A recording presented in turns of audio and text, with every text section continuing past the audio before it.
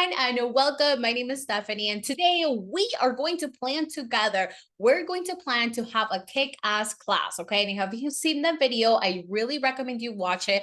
I literally tell you what I do from start to finish while I am teaching. But this is the before, right? The planning.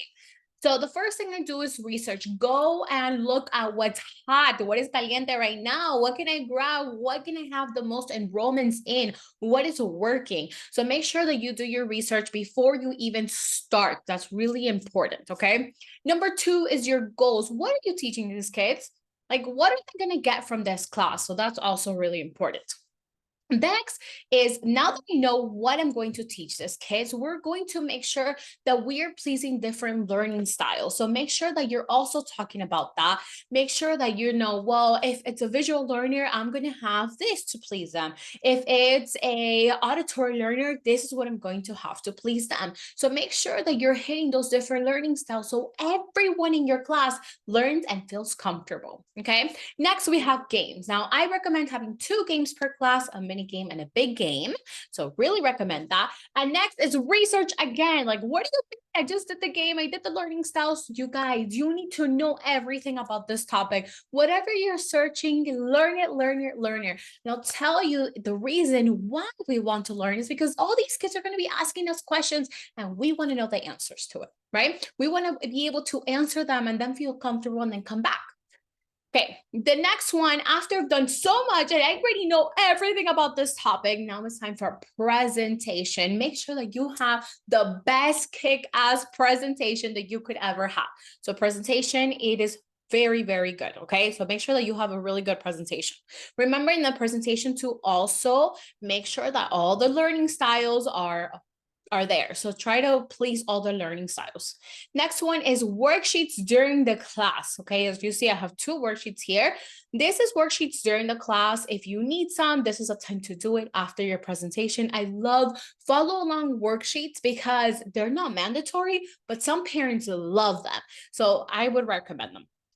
Another one is videos. How are you advertising your classes? Make sure that you have an introduction video before the class.